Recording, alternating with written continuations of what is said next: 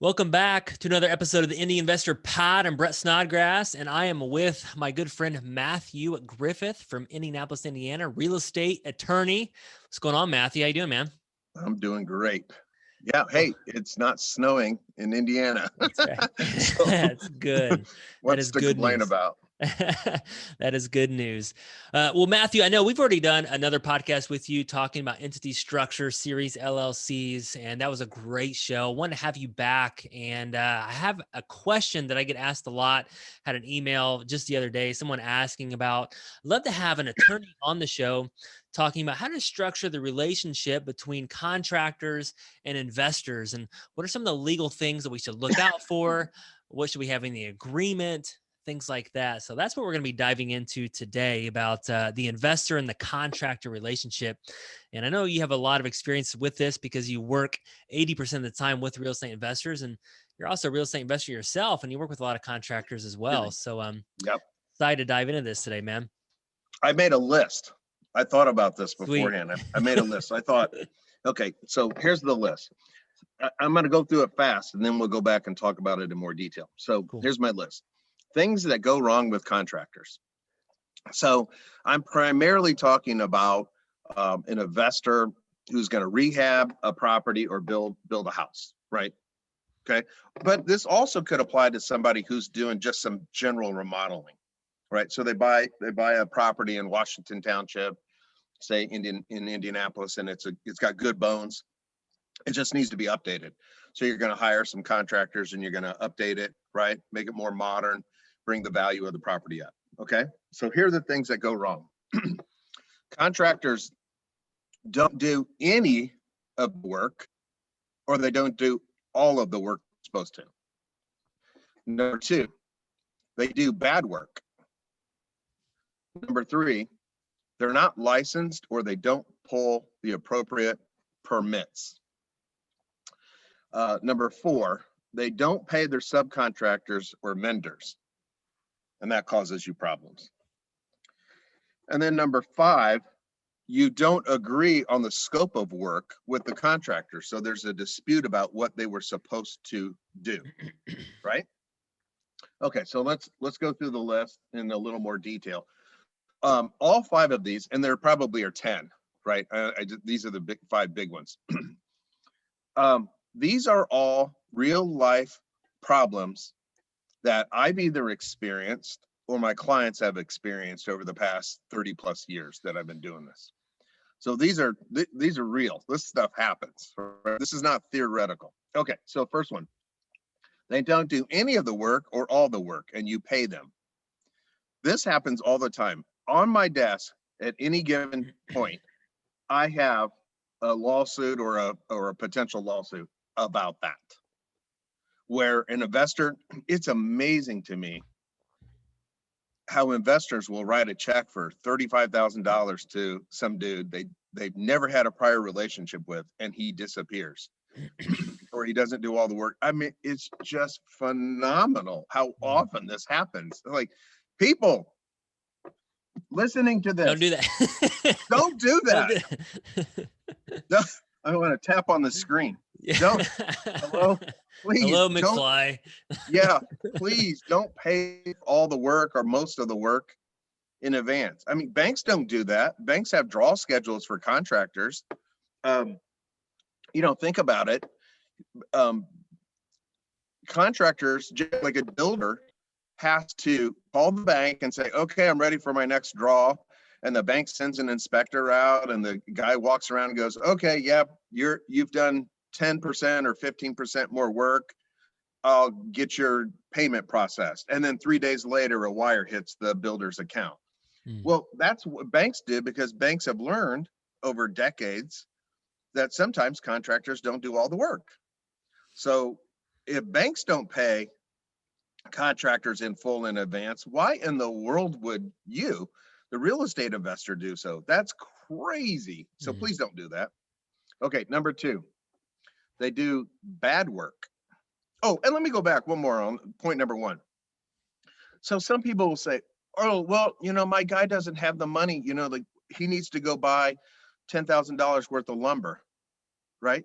And it's like, okay, well, if he doesn't have credit with a lumber supplier, he hasn't established a credit relationship with his vendors, he's the wrong contractor. That's an amateur. That's a dude who lives hand to mouth, paycheck to paycheck. That is not a good credit risk. Why would you, if somebody's not professional enough to have a credit line at a plumbing supply house or right, then they're not the contractor you want to be hiring. That's an amateur. Oh, but they're cheap. Yeah, they're cheap, and they might run off with your money. So, asset protection. No, that's a great point. Because I've ran into that a lot. It's like, well, I have to have the money to buy the materials, but professional contractors, they don't have that, right? They have that credit line with Home Depot, Lowe's, right. things like that. Yeah, Cool. I mean, That's a good point. I have a credit line with 2 lumber suppliers for tens of thousands of dollars. I can call up and I can say, hey, can you deliver that iJoist package to this job site today? I'll come in later this week and cut you a check. And boom, my lumber is delivered, right? Because I've established a credit line with them. Let me get back to that. Let me just ask you a question on that. Would you ever Yeah. recommend that the investor buys the materials themselves? Oh, that's on my list. You Okay. read my mind. Yeah. Sounds So good. I've done this. I've done a joint check before where guy says, oh, I need some upfront money for the material. Fine. Where are you going? I'm going to 84 Lumber. Okay, here's a check. Bill Smith, contractor, and 84 Lumber. And now it has to be negotiated by both of them. Gotcha. Okay. Or here, I'll write a check. How much do you need? I need $11,000. Okay, $11,000, 84 Lumber, job number such and such. Right? Okay, they do bad work. That's item number 2. Okay. So that comes in 2 forms. They use crappy material or something goes bad, right? Or they just do a bad job. They don't know what they're doing, or they do it wrong, or they're lazy. They don't do it properly. Is that in the perspective though? I mean, if the investor comes in, I've seen some investors come in like, man, this is really bad, but the contractor's like, this is great. I mean, what draws the line of bad work? My contract. Okay. So I have a set of builder standards that I have days of time invested in creating this document. If you look at my builder standards, it tells you exactly how big my furnace has to be. Okay. Like, I don't debate it. Like, if I come to a job site and the HVAC contractor puts in this tiny little air conditioning unit, I say, wait a minute, my friend. Remember the builder standards that you signed, that you agreed to? That's the wrong size. Take that out, go put that on another investor's project and give me my AC unit. That's great, because honestly, if you leave it up to the contractor, they're going to put in the cheapest one that they can. Have a set of builder standards. And I've updated it over time because the building code has changed, right? So my builder standards, if you looked at it 2 years ago, it said vented crawl spaces. Well, I don't vent my crawl spaces anymore. I pressurize them. So I have a whole different set of standards now for my builds than I did just a couple of years ago. So I look at, I update the thing when the code changes, basically. Right. Okay. And I've changed it over time. So insulation requirements on new builds have increased. So I went to 2x6 walls. I used to do 2x4 walls, and I'd use foam and I'd use all kinds of to get the right R value. Now I just go 2x6 walls and we'll put R19 in there. Done. That's in my builder standards. There's no debate on my contracts. There's no debate. It's objectively determinable. There's no gray area because I got a builder, and I don't have to do this every single time. I have one set of builder standards that apply to all my jobs. Rehab, check. New build, check. Remodel, check. Builder standards, there they are. So it's one of those things that someone should spend time doing at first, and then get them all down, and then update them here and there. Oh yeah, I got to update them. Like that. Okay. So bad work. Sorry, so let's go back to bad work. So you walk in, crappy, right? Crappy work. What do you do? Builder standards. Okay. Like it. You say, Yeah. And then, okay, now we got a problem. Well, you need to pay me for this work. No, I don't. You're not in compliance with the contract. So I'll tell you, how long is it going to take you to fix this? I don't want to fix it. Okay. Well, here's another paragraph in the contract that says, if you don't honor the contract, I can fire you. I can hire somebody else. And if it costs me more money to fix your mess, you get to pay for it. So do you want to fix it? Or do you want me to hire somebody else to fix it? Oh, and by the way, I've lived this. I've had to fire contractors. I mean, I've fired contractors, hired somebody else, cost me a little bit more of money. Yeah. And then I made the first guy pay for it. Wow. I mean, it's real simple. Did you agree to this contract? Did you, right? When you signed it, Mr. Subcontractor? Yes. Did you intend to honor this? Yes. Well, then honor it. It's real easy. No, it's good. Just honor just do what you're contracted to do. And if you don't like that, then don't sign my contract. I'll find somebody else. Right? Okay. Number 3, they're not licensed. So here's a little scam. You hire somebody and they hire 2 people. Let's say it happens all the time with electricians. So you hire a contractor who's supposed to remodel a bathroom or add an addition onto property, on the back of a property, right? And they have one guy, a licensed electrician, pull the permit, but then they hire somebody else that actually does the electric work. And the guy they actually hire to do the electric work is not a licensed electrician and has no clue what he's doing. That's a problem. Or I've seen this, they don't pull a permit, or they don't pull the right permit. Like, this happens all the time. So when you drive around Fountain Square and you see all the red pieces of paper on windows, those are red tags. That's where the city has issued a stop work order. That's because somebody didn't do what they were supposed to do. And it's happened to me. I mean, it happens, right? Yeah. I had a contractor, he was supposed to put in a garage, and my floor plans, I always have floor plans, and then look right here on my desk, set of floor plans.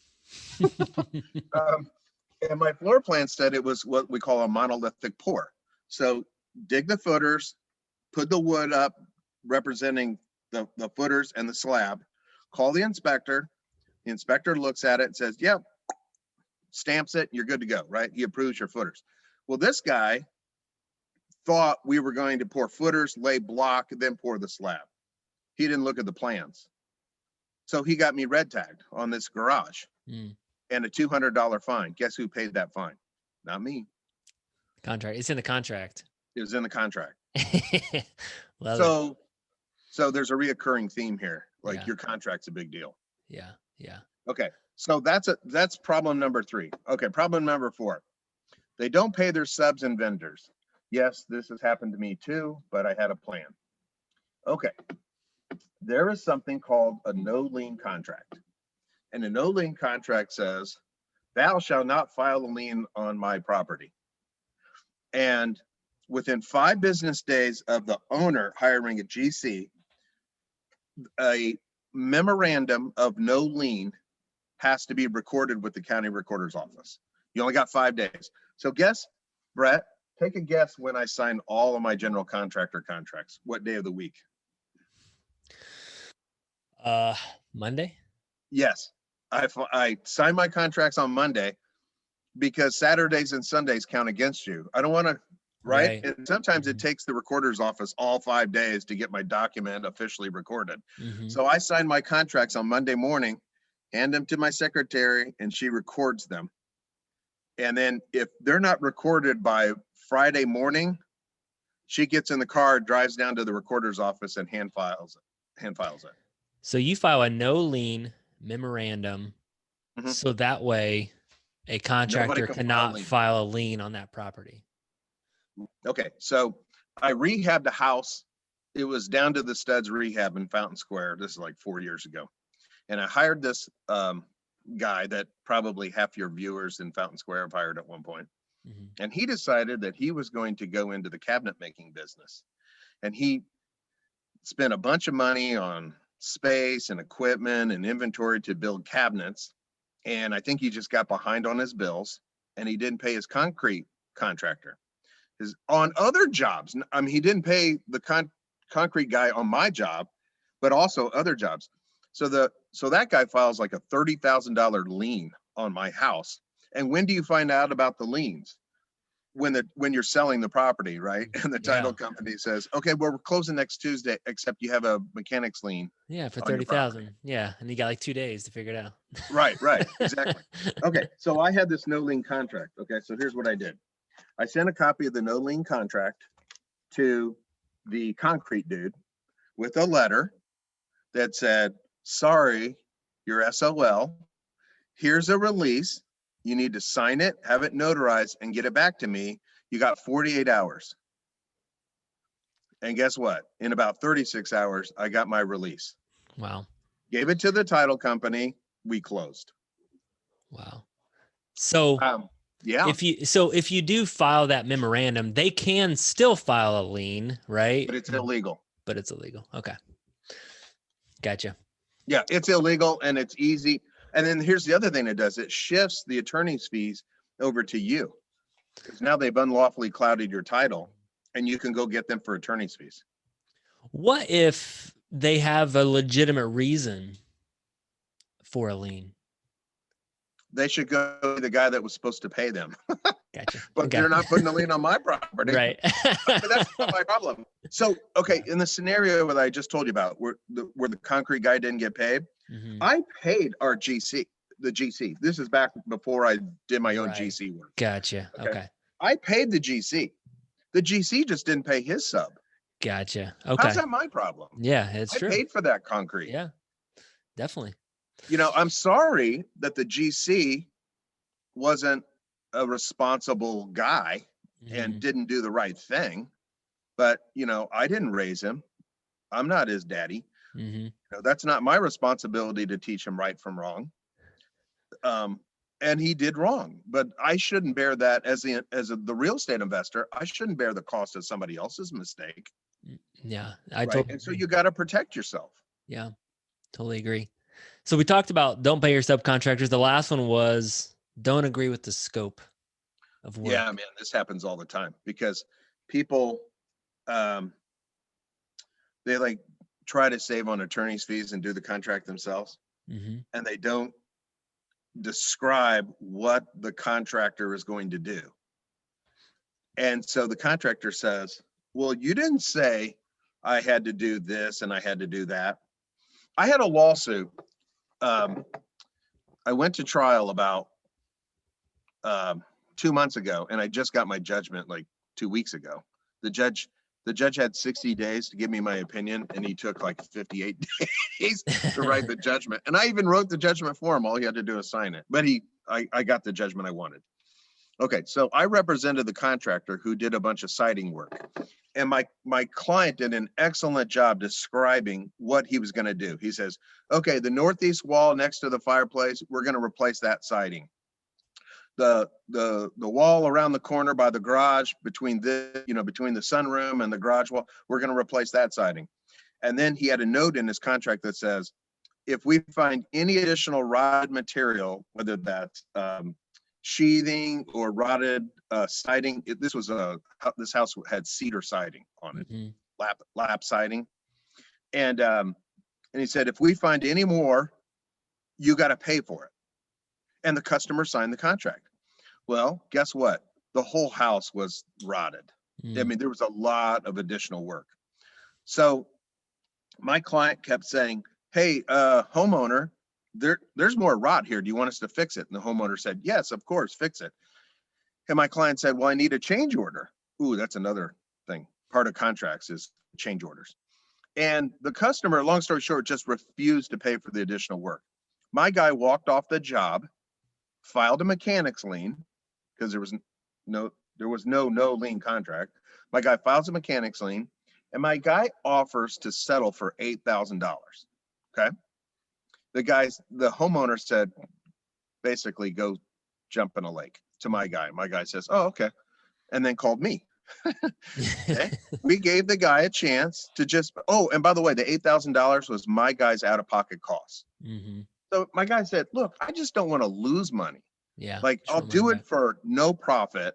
Just give me my $8,000 because I got that much time, material, labor, right? I got that much in it. Just pay my out of pocket expenses and we'll go our separate ways. Hmm. And the homeowner said no. So I went to court. I won $43,000 judgment. Wow. I just got a wire transfer last week. Now, what's that story tell you? That story tells you you got to know the rules of the game. Yeah. And if you know the rules of the game, you can navigate. Hmm. So my guy got all of his money back. My attorneys are covered 100%, and we got interest. Yeah. And my guy got more than the $8,000, Brett. My guy got his profit Yeah. on the job. I always say just pay it. That's what I always do. Oh, this guy was an idiot. He could have Yeah. settled for $8,000 and it cost him 43. I mean, Yeah. that's just crazy. And it's the right thing to right? do. It is. And it's the right thing to do. But Yeah. he learned that dude. Well, I don't know. I hope he learned his lesson. But the bigger point is that you got to know what your contractor is going to do. And if things change, like you find more rotted wood or whatever, you do a change order. Hmm. And an appropriate change order says, here's what the original contract was. Here are all the change orders so far. Here's the new change order. Here's the new price. And the price could go up or the price could go down, depending on, you may say, you know what, I'm not going to put ceramic tile in that bathroom. I'm just going to put an insert, a fiberglass insert. And then the change order lowers the price. So, everybody thinks a change order as adding more stuff. It could be taking stuff back. Right. Right. Well, I want to dive in. I have a couple of questions here. And number one, thank you so much for going through all that. I think we really outlined that really, really well.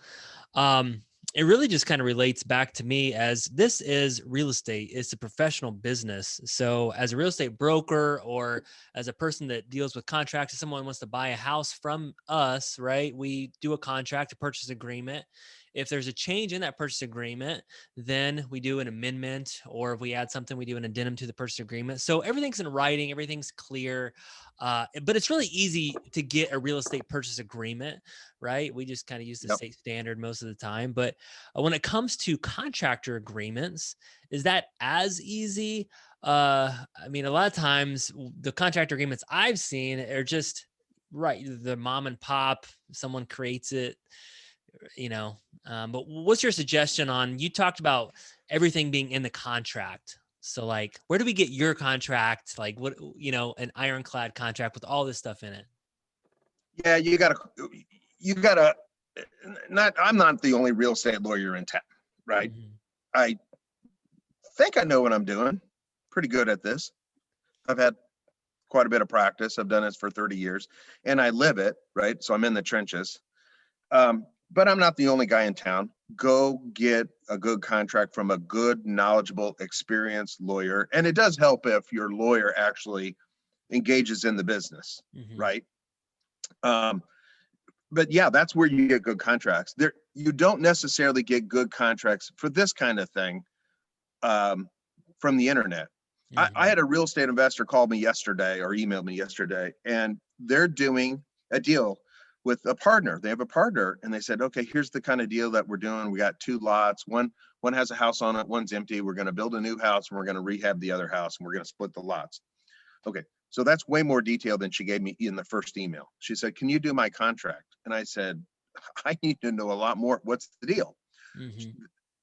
I said, I need to know the who, what, when, where, why, how, right? All the details. So she wrote about a full page of details. Now I know what the deal is. Now I can write a contract, and I got a contract that's really, really close to what she needs, but I'm going to probably spend an hour and a half tweaking it for that deal. I do have a contract, by way of example, that is, so for, like, say, a property manager who hires a plumber over and over and over and over and over. So what we do is we sign one contract, the master contract, and then every time the plumber does a new job for us, it references the master contract. I like that. So you don't have to sign over and over and over. It says every job you do for us is governed by this relationship, and it's supplemented with an email, a purchase order, right? Whatever paper you have to say, oh, there's a toilet leaking at 123 Elm Street. Can you go over and do that? So when the plumber does that job at 123 Elm Street, the original contract that you signed with the plumber governs the relationship. Okay. No, I like that. Definitely the master. That's a good thing. So on these change orders, things like that, do you have to have it in writing as far as a professional document, or can an email do, a text message?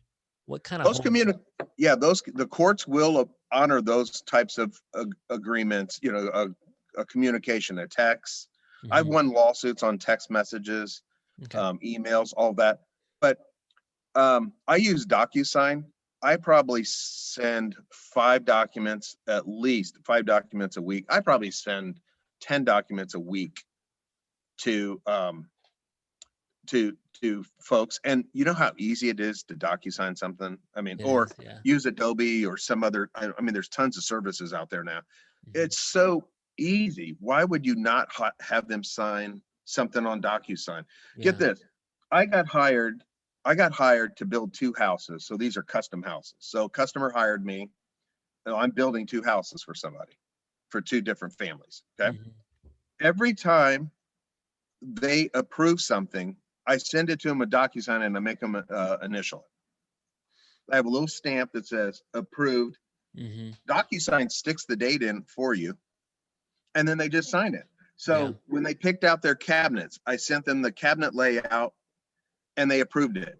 When they picked out their tile, I sent them the invoice, the itemized invoice for the tile, and they approved it. Everything they approve. And I just DocuSign it.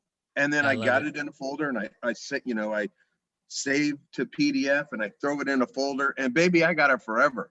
Like I'll never lose that issue because I have their signature with the date. It's easy. Yeah, we use DocuSign too. And I think that if you're listening to this and you haven't got up with the technology, it's just really important, especially when you're dealing with contractors, because if you're trying to get a wet signature, get it scanned and emailed back to you from a contractor, that is a headache in of itself for sure. And there's no excuse in 2021 why a real estate investor doesn't use all of the amazing technology we have today to their advantage. There's no excuse. Half of this stuff is free. There's so many apps for your computer, for your iPad, for your smartphone. That all this stuff is free, all these fantastic tools. And then in addition to that, for a couple bucks, there's all these additional services. They're super cheap and they're amazing how easy they are. All you need today is a laptop. You don't even need a printer anymore. I know. Right? It's funny, like the people in their 20s, they've never owned a printer, and that's pretty crazy. I have a couple other questions here just as we're talking. So number one, you talked at the beginning about pay structure is like, it's not good to write a contractor a check for $35,000 up front. Do you have any advice or feedback? Like, what is a normal type of pay structure for a contractor? So I'll give you an example to illustrate. I'm going to give you an exception. So I've worked with this one contractor, they're 2 brothers. I worked with them for many, many years. I have paid them hundreds and hundreds of thousands of dollars. I trust them. I know them. They do good work. I've got too many projects with them. I'm too important to them, right? I gave those guys a $25,000 check about 6 weeks ago because they had to start a foundation and they had to pay their people. And on a new home, you spend a ton of money up front, like at least a third of the money gets spent in the first 4 weeks. You're buying material, you're ordering windows. Like I'm ordering appliances for houses I haven't even started framing because right now we have such a supply chain. We have so many supply chain disruptions.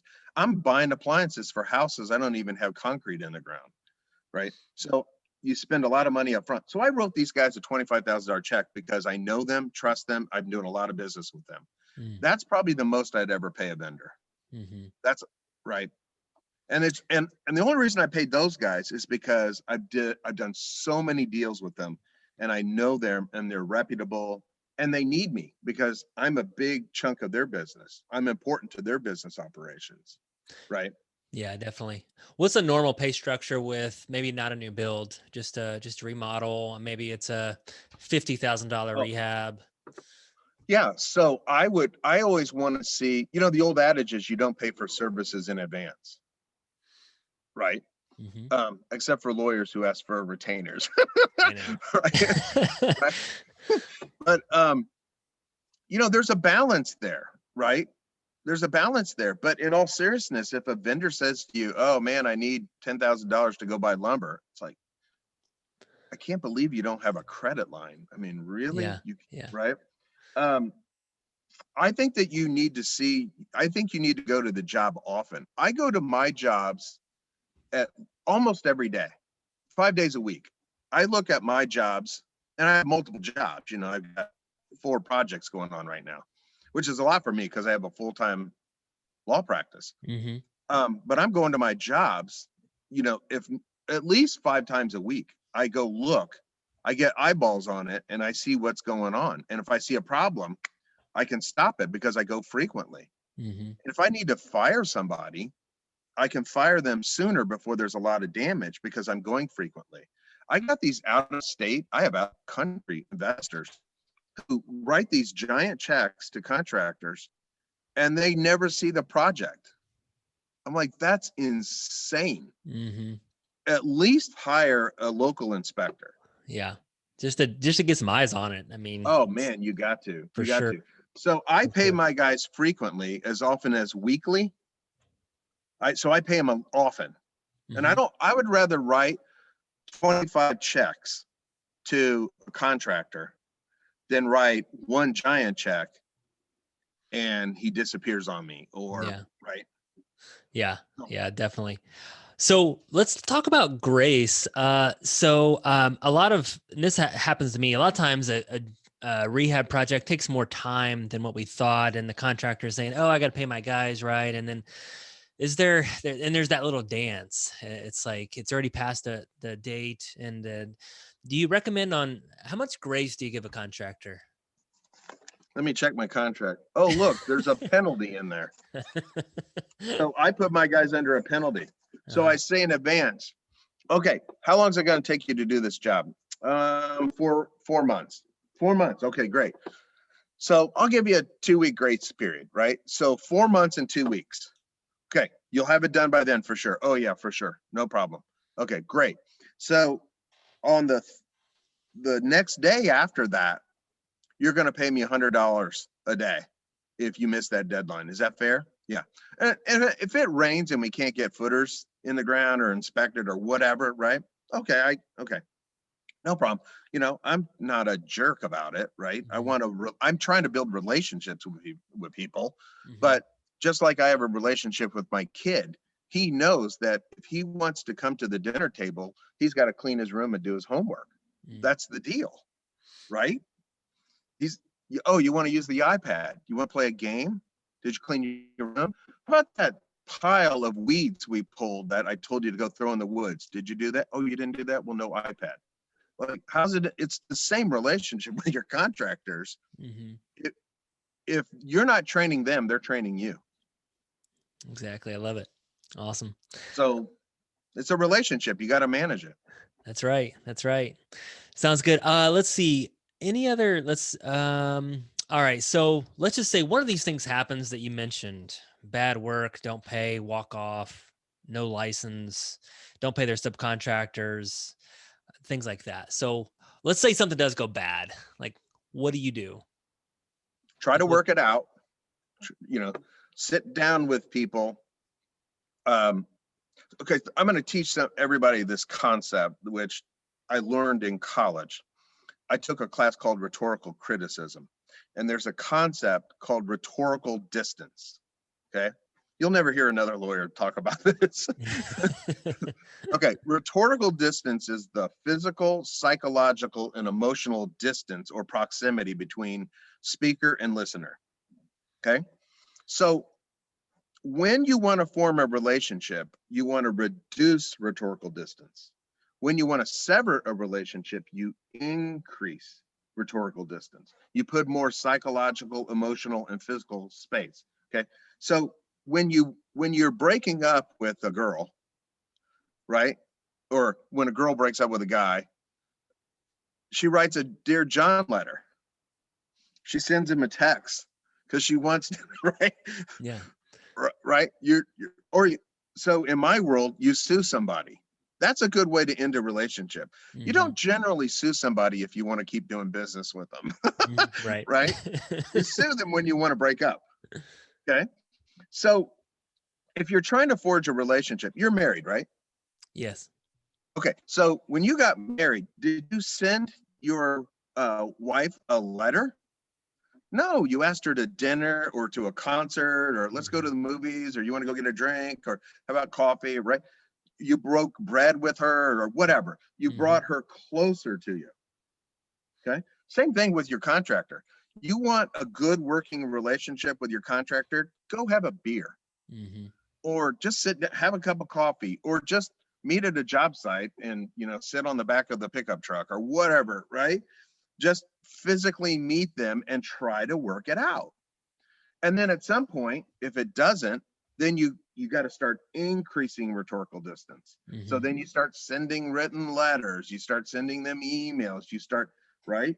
And you're trying to redefine the relationship. And eventually, if it doesn't work out, you fire them. So you send them a written termination, or you sue them, or you have me send a letter. Sounds good. I do that. That's let you handle it. Sounds good. Well, awesome. Any other feedback just about the investor relationship with the contractor? Thank you so much for the information, Matt. I really appreciate it. Yeah, I think that you should hire contract. It's tough, because everybody's in demand right now. I mean, real estate is just white smoking hot. It's just crazy. I had, by way of interesting example, I bought a property yesterday, and I bought another vacation rental in Florida, and I closed yesterday. I was supposed to close last week, and my seller didn't pay his painter, and the painter put a mechanics lien on the property. So that kind of put a hiccup. But guess what we did? I wanted the deal. Okay. So I called my broker and I said, call the other broker and tell him to send over a change order, which is an amendment to the purchase agreement, which was your point earlier. And we just moved the closing date to yesterday. It's like, it's cool, right? But I wanted that property. Because that property, I could sell that property tomorrow and probably make 30, 40 grand. Put it back on the market after broker fees, right? Because that's what real estate is right now. It's just crazy hot. So you got to form relationships with people and hang on to the good ones and get rid of the bad ones. Right. Definitely. If a contractor's out there right now and he's like, oh, I don't have anything to do right now, he's probably maybe bad. Would you say? Yeah. Because it's crazy. They're in such high demand right now. And everything is really screwed up right now. I mean, I mentioned earlier the supply chain. The supply chain is just a mess. Like everybody's talking about lumber prices. That's a supply chain problem. We have high demand and record low supply. Canada shut down for like 6 months. Wow. So a lot of our lumber, all the kilns, all the mills were shut down for months. So we have low supply and high demand. Well, guess what? Prices are high. So how's the market react to that? There's something called alternatives, right? So when the price of bacon goes way up, we buy sausage, right? There's a substitute. So that's what's happening now is you're starting to see other building materials getting introduced into the marketplace. And then that will have the effect of lowering the price for those high, like OSB and plywood and those materials. Those prices will start to come down as supply catches up and people move to alternatives. Just don't be buying any Chinese drywall down in Florida. All right, Matt. So I got into that back in the day. Anyways, that was a mess. That was crazy. Awesome. Well, thank you. This is a wrap with Mathew Griffith. I appreciate you, Matt. All your insights. Thanks, Brett. Yeah, it's been awesome. Thank you, man. Okay. Anytime.